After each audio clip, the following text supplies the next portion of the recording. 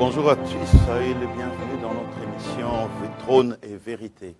Trône et Vérité où le trône représente l'autorité de Dieu et la vérité son cœur. Soyez les bienvenus dans ce programme de ce soir. Prions le Seigneur. Père, nous te disons merci. Merci pour ta présence et ta grâce. Merci d'être là à nos côtés. Merci de soutenir, ô Dieu de gloire, cette œuvre dans nos cœurs et dans nos vies. Bénis ton peuple qui, nombreux, nous suivra en ces lieux. Au nom de Jésus-Christ, Amen. Donc voilà, nous avons passé du temps avec vous en parlant du fondement du trône. Et cela nous a pris du temps d'expliquer et d'enseigner ce qu'était réellement le fondement du trône afin que nous puissions connaître l'intention, le cœur de Dieu vis-à-vis de nous lorsque nous nous approchons de lui ou lorsque nos réalités nous rattrapent dans notre vie de tous les jours. Qu'est-ce que Dieu pense de ce que nous vivons tous les jours? Et pour cette deuxième série d'émissions que nous commençons, nous allons enseigner sur la vérité qui délivre. La vérité qui délivre est très importante. J'aimerais que vous puissiez suivre ensemble avec moi attentivement parce qu'il est très important. Nous avons besoin d'une aide. Nous avons besoin que Dieu puisse parler à nos cœurs. Nous avons besoin que Dieu puisse intervenir dans nos situations. D'où nous parlons de la délivrance, de la vérité qui délivre. Nous voulons toujours que Dieu intervienne, mais nous ne savons pas comment. Alors, laissez-moi vous dire ici, la vérité qui délivre est une partie intégrante du trône même de Dieu parce qu'il agit avec autorité sur son trône pour nous apporter la solution, les réponses à nos questions de tous les jours. Et la première des choses que nous allons voir ici, c'est par rapport à ce message, c'est sortir du mensonge pour entrer dans la liberté. Il est très important pour nous. Lorsque nous parlons de la vérité qui délivre, nous ne pouvons pas passer outre ce point, c'est-à-dire sortir du mensonge. Pourquoi? Parce qu'il y en a tant, il y a tant de personnes qui vivent des réalités, mais ces réalités, face aux vérités que nous avons enseignées la fois passée, nous comprendrons que la vérité, c'est ce qui est, et la réalité, c'est ce qu'on appelle le mensonge, ce qui n'est pas. Donc, nous devons donc sortir du mensonge pour entrer dans la liberté. Et pour cela, nous allons prendre un texte de la Bible qui est Jean, chapitre 8, le verset 32. Nous allons lire ce passage et nous allons comprendre dans la suite de quoi il s'agit. Jean, chapitre 8, verset 32. Je vais lire. La parole de Dieu me dit ceci. Vous connaîtrez la vérité et la vérité vous rendra libre. Dans d'autres versions, on dit la vérité vous affranchira. Nous avons dit que nous devons sortir du mensonge pour entrer dans la vérité. Et ce passage tombe à pic pour nous parce qu'il dit vous connaîtrez la vérité. Ici, on parle de la vérité qui délivre. Vous connaîtrez la vérité et cette vérité vous affranchira. Jésus, dans ce passage, ne promet pas une religion aux gens. Le problème de personnes, c'est que nous voulons que nos religions nous délivrent. Dieu ne nous a pas laissés dans un système religieux où le pasteur ou une église va faire ce qu'il y a, va prendre la place de Christ. Il ne nous laisse pas une religion, mais il nous promet la liberté. Et la liberté qu'il nous promet, c'est au travers de la vérité. Donc, il est très important qu'une église ou un pasteur ou les hommes ou les femmes de Dieu ou les chrétiens puissent propager une chose dans le monde pour délivrer le monde de sa situation, c'est la vérité. La vérité, lorsque le monde connaît la vérité, et c'est cette vérité qui nous affranchit. Christ n'a pas dit la religion t'affranchira, la religion te libérera. Christ a dit vous connaîtrez la vérité. Et la vérité est la parole de Dieu. Mais nous devons faire attention à ce que la liberté dont on nous parle ici n'est pas une liberté automatique. Elle vient quand la vérité est connue, reçue et crue. 3 choses. Elle n'est pas automatique. Elle vient, comme nous lisons ce passage, cette liberté vient lorsque la vérité est connue, lorsque la vérité est reçue et lorsque la vérité est crue. Si nous croyons en cette vérité, les 3 choses permettent à ce qu'il y ait un processus dans notre vie de libération. Christ nous sauve. Alors posons-nous la question maintenant. Pourquoi avons-nous besoin d'être libérés? Pourquoi nous avons besoin d'être libérés? Je pense que beaucoup de personnes ne se sentent pas enchaînées. Lorsqu'on parle d'être libéré, les gens disent « Ah, moi je ne suis pas enchaîné. Je ne suis pas enfermé dans quelque chose, dans une situation, dans une chose. Je ne suis pas... » Comment vous pouvez parler d'être libéré? Pourtant, ce que nous vivons la peur, dans la peur. Nous vivons dans la culpabilité. Nous vivons dans la dépendance. Nous vivons dans la colère. Nous vivons dans le rejet, dans les schémas répétitifs de choses qui viennent. Donc, les gens, nous, tels que nous sommes, nous pouvons sourire en public. Nous pouvons réussir professionnellement. Nous pouvons être entourés des personnes. Mais le problème, c'est que nous sommes aussi, quelque part, intérieurement emprisonnés. C'est ça le problème. Alors nous pouvons nous poser la question. Qui t'a dit que tu n'étais pas capable? Qui t'a fait croire que tu ne méritais pas l'amour? Qui t'a convaincu que tu ne pouvais pas changer? Nous comprenons ici que derrière beaucoup de souffrances se cache en réalité un mensonge que nous avons cru. Voilà pourquoi nous avons besoin d'être délivrés. Parce que nos souffrances cachent souvent un mensonge que nous avons cru.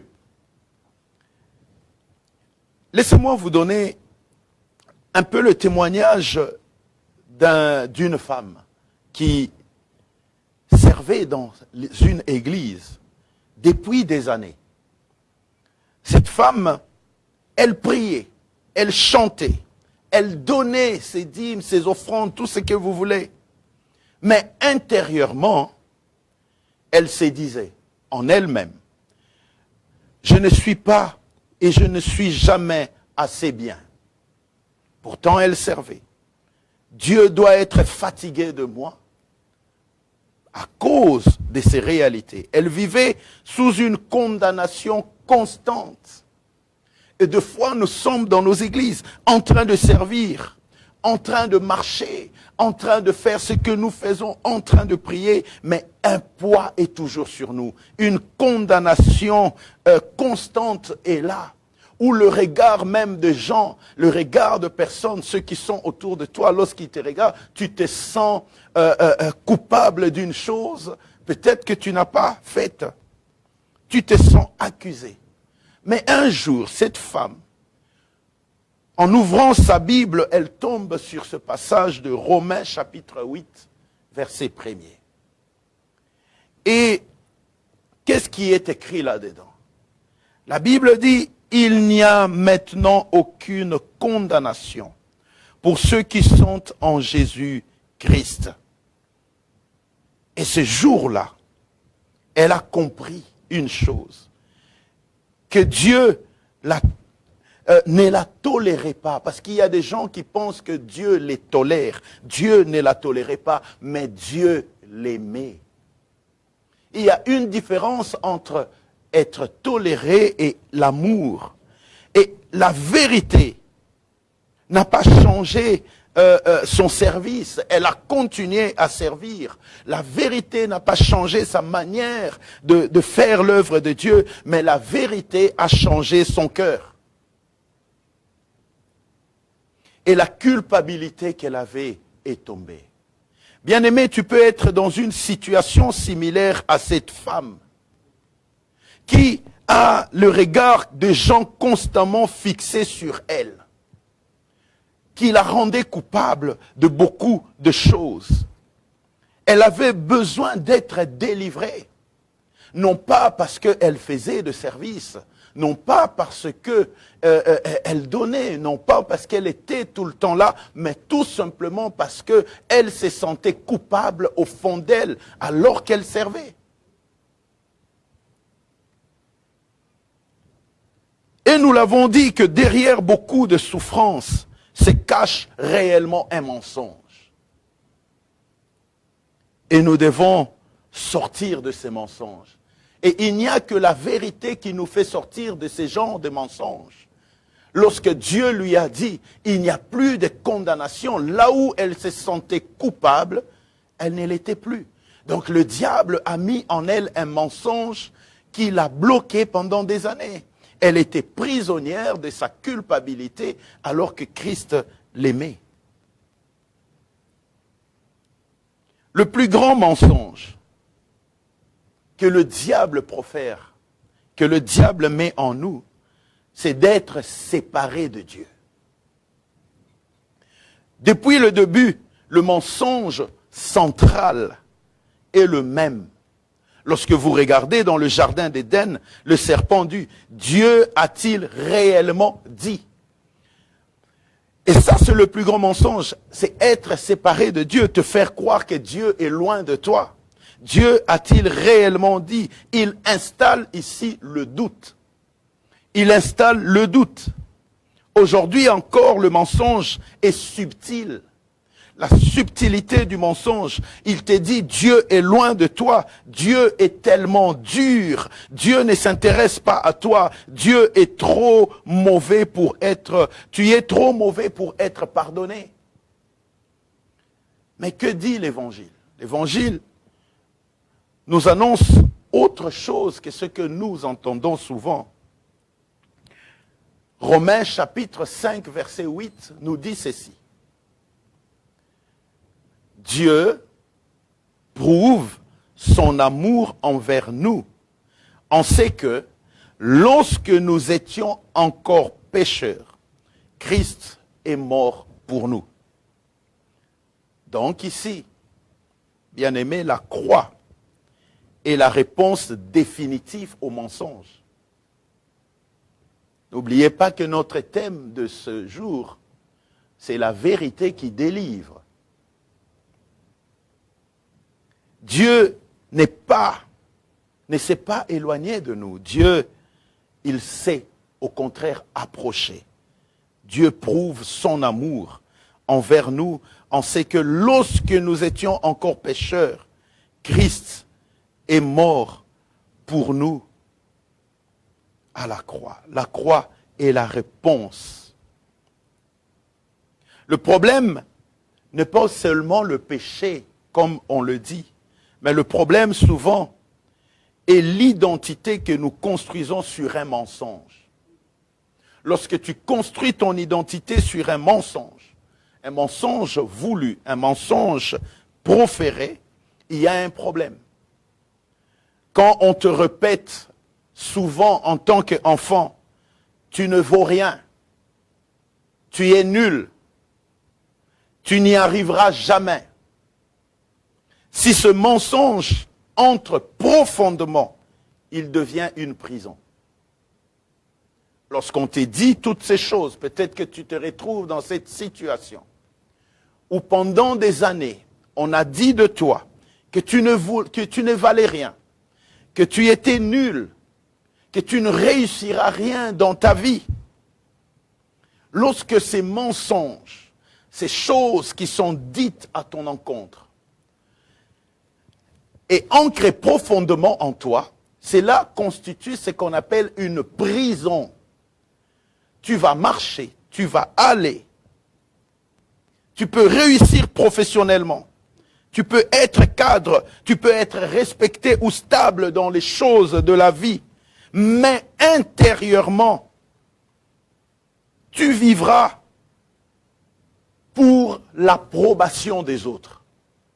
tu voudras que les autres puissent approuver ta valeur. Tout simplement parce que pendant des années, tu as été conditionné dans le fait que tu entendais tous les jours que tu es nul, que tu ne peux rien dans la vie, tu n'avanceras pas. Cela a constitué une prison. Je vois beaucoup de gens qui, même en réussissant dans leur vie, attendent seulement qu'on les acclame, attendent seulement l'approbation des autres, parce qu'ils ne se rendent pas compte qu'à l'intérieur d'eux, même ils sont prisonniers des choses qui ont été dites il y a longtemps. Ces mensonges deviendra quelque part une motivation dans le fait que cela a causé des blessures internes. Pourquoi nous voulons l'approbation des gens? Parce que tout simplement, on nous a répété, tu n'y arriveras pas. Mais un jour, tout comme celui-ci, nous voulons comprendre, ou si tu as compris cette vérité. Quelle est cette vérité?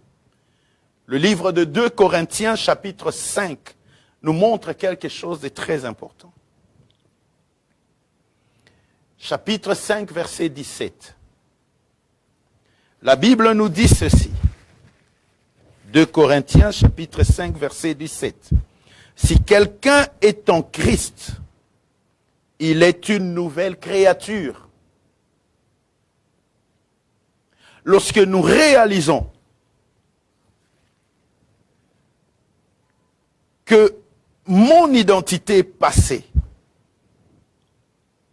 que mon identité ne venait pas de mon passé tout simplement, mais que mon identité me venait de Christ, peu à peu, l'insécurité va perdre son pouvoir.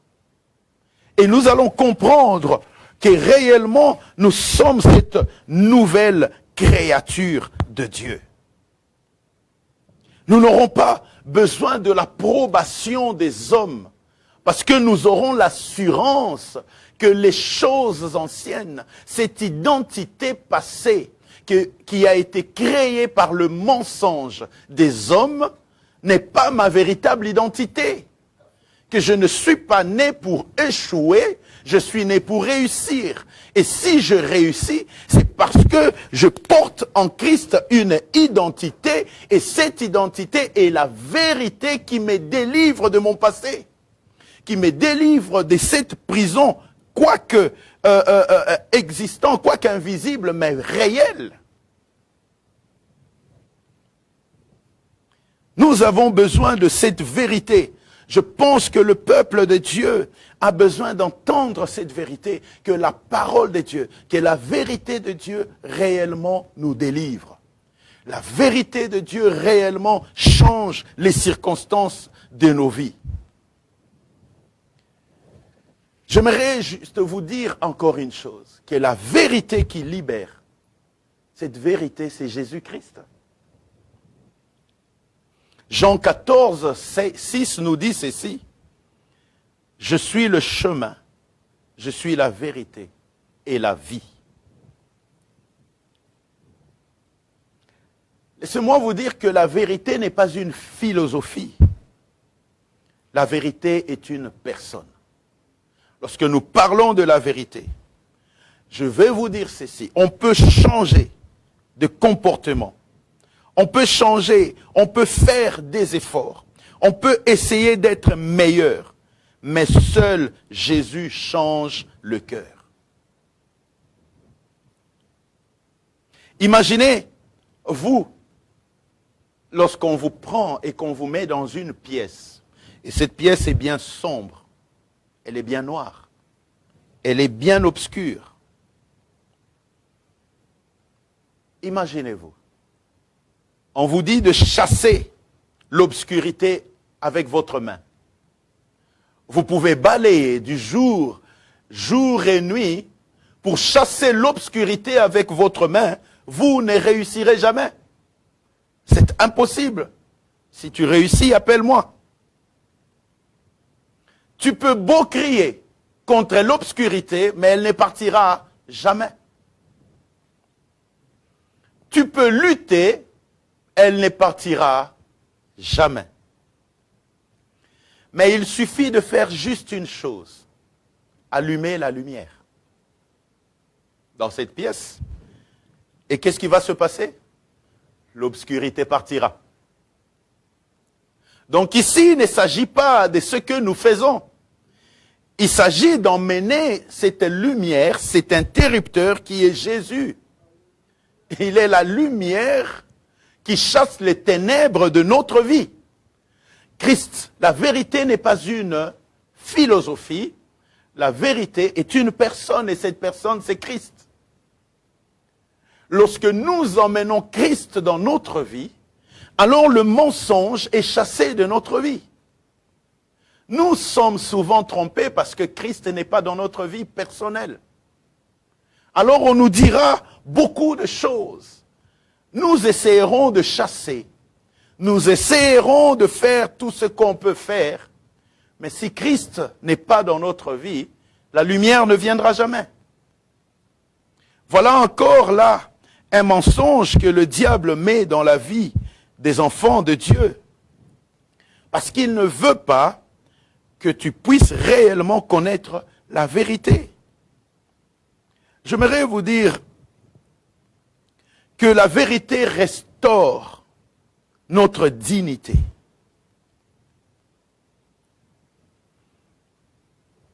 Beaucoup restent dans des situations destructrices parce qu'ils croient qu'ils ne méritent pas mieux. Et nous y restons. L'exemple de personnes qui vivent dans des relations toxiques. Les gens restent dans ces relations qui les détruisent, tout simplement parce qu'ils croient qu'ils ne méritent pas mieux, parce qu'ils croient qu'ils seraient seuls, parce qu'ils se disent c'est ma croix, je dois porter cette croix.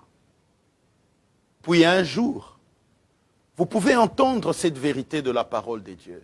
Toi qui es dans une situation où ta dignité est même bafouée, tu es dans cette pièce noire et tu as besoin de la lumière de Dieu dans cette pièce.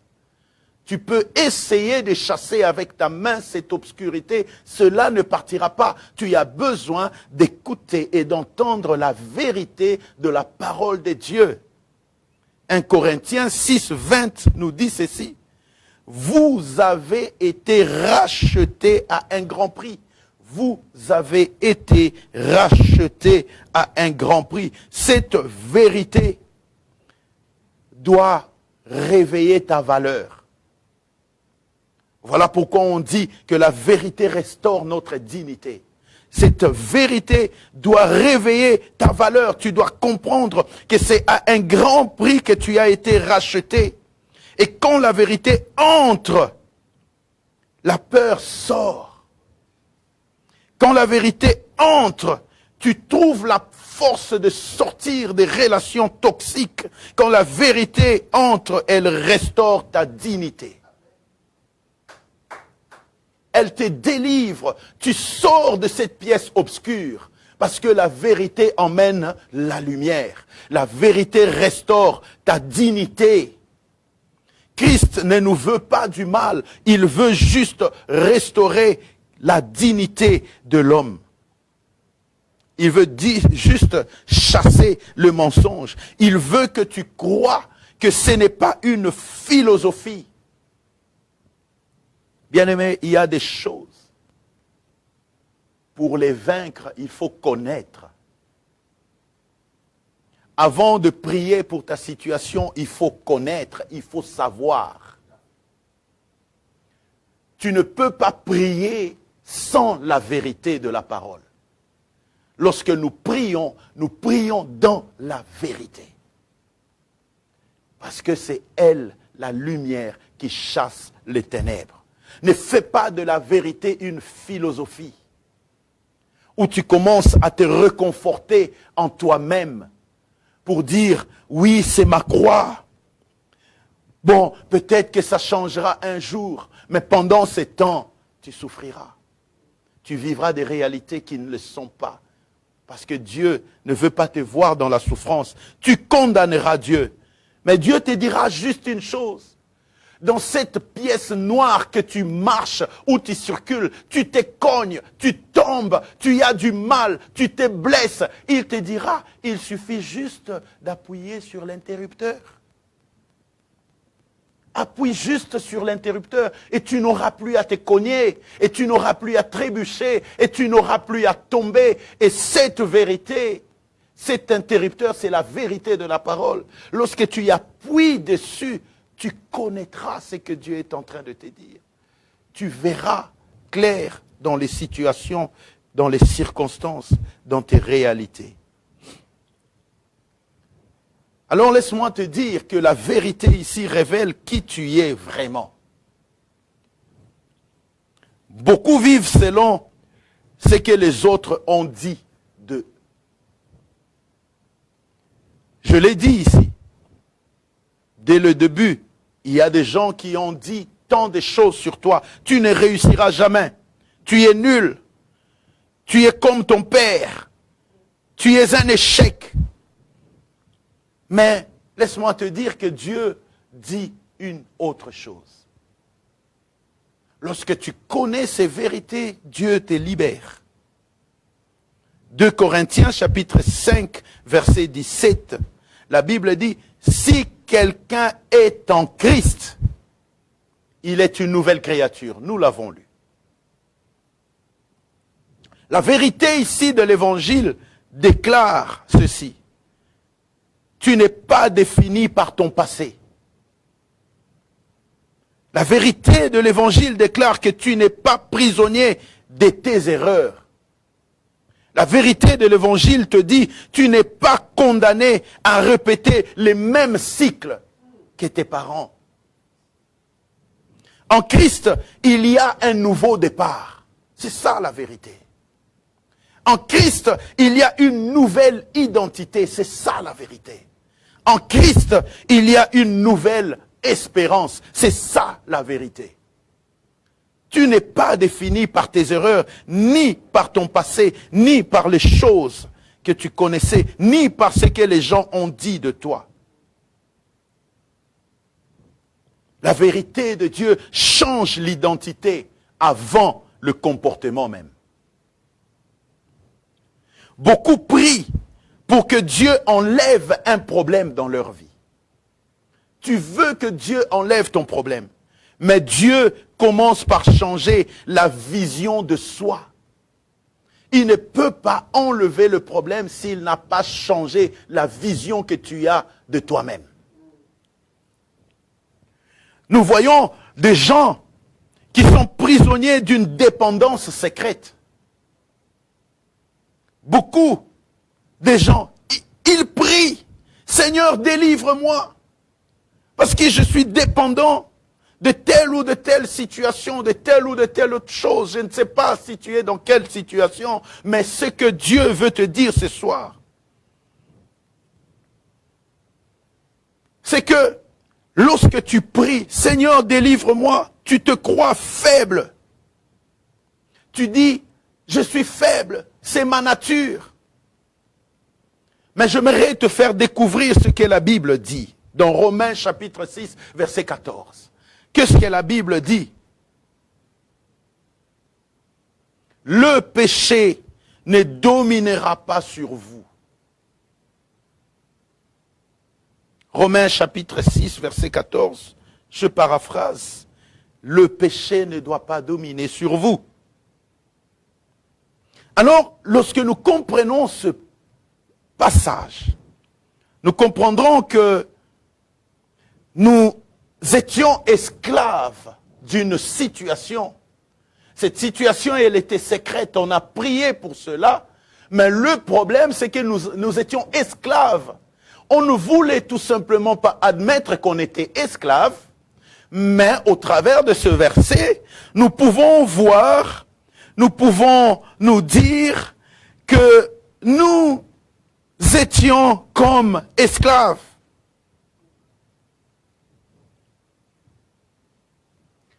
Mais, il y a encore une chose dans ce verset. C'est que nous qui étions esclaves, nous pouvons commencer à nous voir comme étant rachetés par Dieu.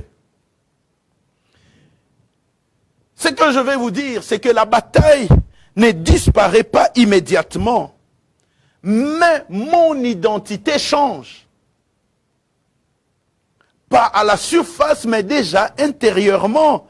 Nous avons dit que Dieu veut changer notre identité avant le comportement.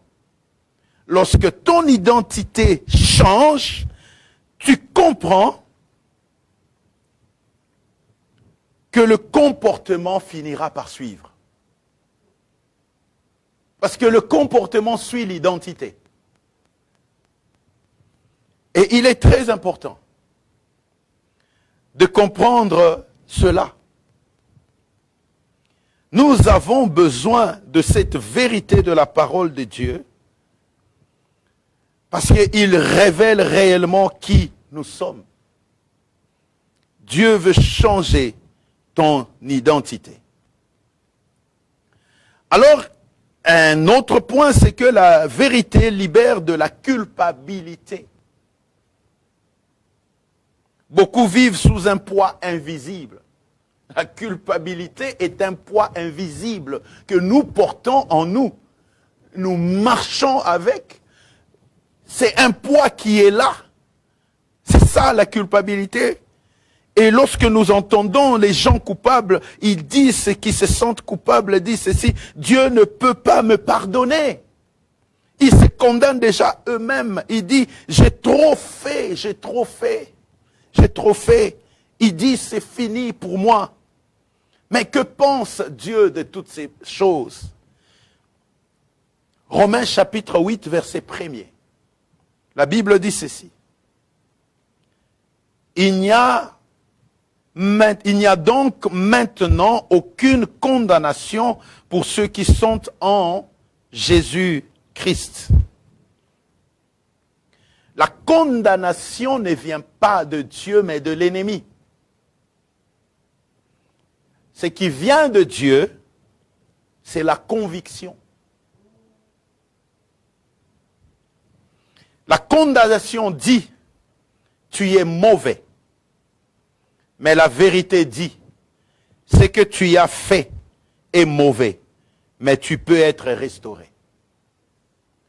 Voyez la différence entre la condamnation et la vérité, qui est la conviction. La vérité ne t'écrase pas, elle te relève. C'est ça la différence. Et la condamnation t'écrase pour te mettre dans la culpabilité. Alors, bien-aimé, fuis. Fuis. Là où l'on te culpabilise du matin au soir. Là où on ne te montre pas que Dieu est un Dieu qui n'aime pas le péché. Mais qui aime récupérer ceux qui reviennent à lui avec un cœur sincère.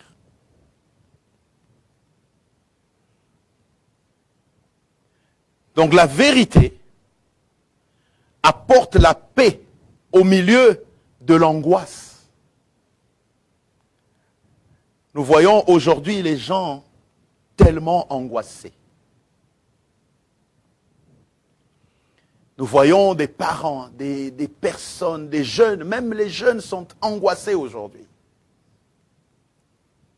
Nous avons peur souvent d'une chose, et surtout dans notre contexte économique actuel, nous avons peur de l'avenir.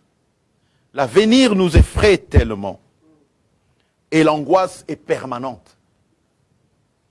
Nous avons peur de manquer. Nous avons peur pour nos enfants. Nous avons peur de tout perdre. Nous avons peur de tout. Mais dans toutes ces peurs, nous prions. Même quand nous prions, nous restons quand même inquiets.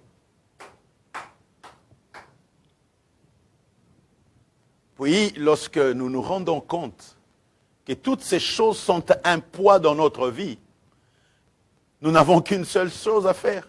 Retourner dans la parole pour trouver la vérité. Parce que la parole renferme toutes les vérités sur toutes les époques et tous les âges. Même notre époque trouve sa solution dans la vérité de la parole. Au lieu de vivre dans tout ce poids, alors rendons-nous compte tout simplement ce que dit Philippiens chapitre 4 verset 6. Qu'est-ce qu'il dit? Quelque chose de simple que je vais paraphraser dans ce verset que vous pouvez lire chez vous en entier. Il dit ceci, ne vous inquiétez de rien. Oh, mais comment puis-je ne pas m'inquiéter de quelque chose? Philippiens 4, 6, lorsque je paraphrase, on dit, ne vous inquiétez de rien. Alors, si nous comprenons cette vérité, nous comprendrons que Dieu prend soin de nous. Nous comprendrons qu'on n'est pas seul. Je ne suis pas seul. Dans ces moments d'angoisse ou dans ces moments de problème, je ne suis pas seul, je ne serai jamais seul. Que les circonstances n'ont pas changé immédiatement, mais la paix doit rentrer dans mon cœur. Et la peur qui avait établi son trône, qui avait élu domicile dans nos vies, doit être détrônée. Tout simplement parce que la vérité est venue chasser un mensonge.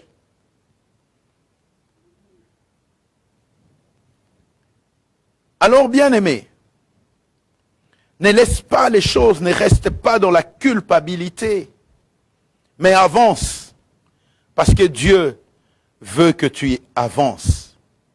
La vérité te libère de la culpabilité. Maintenant, laissez-moi vous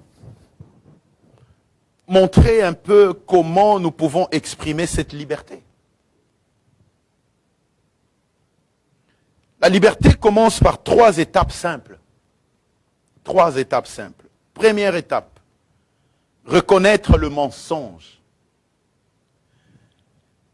Nous devons admettre, j'ai cru à des choses fausses. L'image qu'on a donnée de ta vie. J'ai vécu loin de Dieu à cause de toutes ces choses qu'on m'a fait croire. Ça, c'est la première des choses. Reconnaître le mensonge.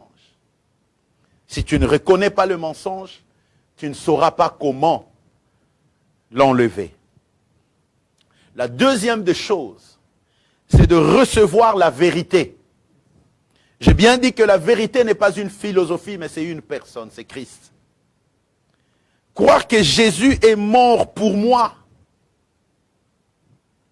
Il a payé pour mes péchés. Et il m'offre une nouvelle vie. Je ne vis plus comme dans le passé. Je ne vis plus ce que les gens disent. Je ne suis pas un mensonge. Et le troisième point, c'est d'accepter Jésus comme son Seigneur et Sauveur. La vérité, alors, ici, devient libératrice. Quand elle est reçue personnellement, elle devient libératrice. Ce n'est pas une religion à rejoindre. Non, ce n'est pas ce que Dieu nous demande. C'est une relation que nous devons commencer. Il y a une différence. Voilà pourquoi les gens rejoignent les églises, mais pas une relation. Ils ne commencent pas une relation avec Dieu. Voilà pourquoi les gens rejoignent les dominations, mais ne commencent jamais une relation avec Dieu. Nous nous posons deux fois la question de savoir comment se fait-il que cette personne, pendant des années, a fréquenté une église, mais ne change pas. Ne vous étonnez pas. C'est tout simplement parce que nous avons rejoint le bâtiment, nous avons rejoint les églises, nous avons rejoint les choses, mais nous n'avons pas développé ou nous n'avons pas commencé une relation plutôt profonde avec Dieu. lorsqu'on commence une relation profonde avec Dieu, alors là, les choses commencent à prendre une autre tournure dans notre vie.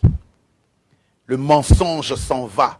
La vérité commence à libérer notre vie. Tous les domaines, toutes nos réalités, tous les aspects de notre vie commencent à changer, à se transformer.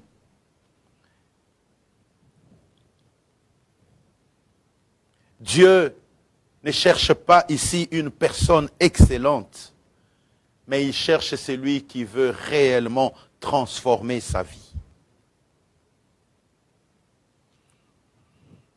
Peut-être que ce soir, tu te reconnais dans l'une de ces histoires que nous avons racontées ici.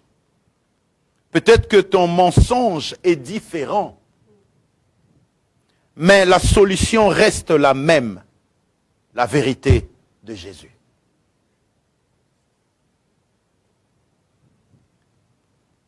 Jean 8 nous dit ceci, comme nous l'avons lu dès le départ. Vous connaîtrez la vérité, et la vérité vous affranchira. La solution reste la même à tous les mensonges, la vérité de Christ.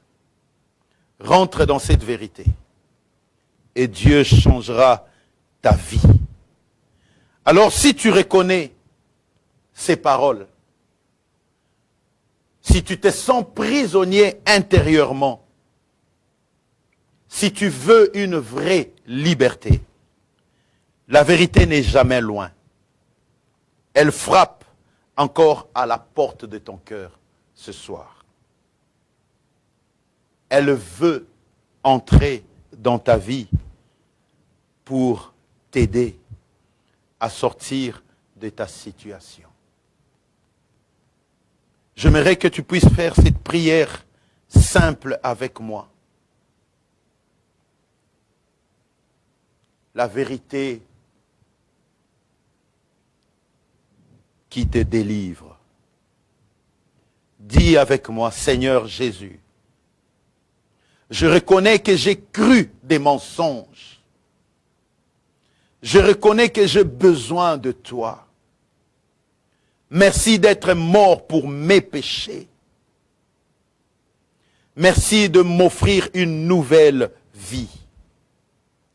Je te reçois aujourd'hui comme mon Sauveur et mon Seigneur. Que ta vérité remplisse mon cœur.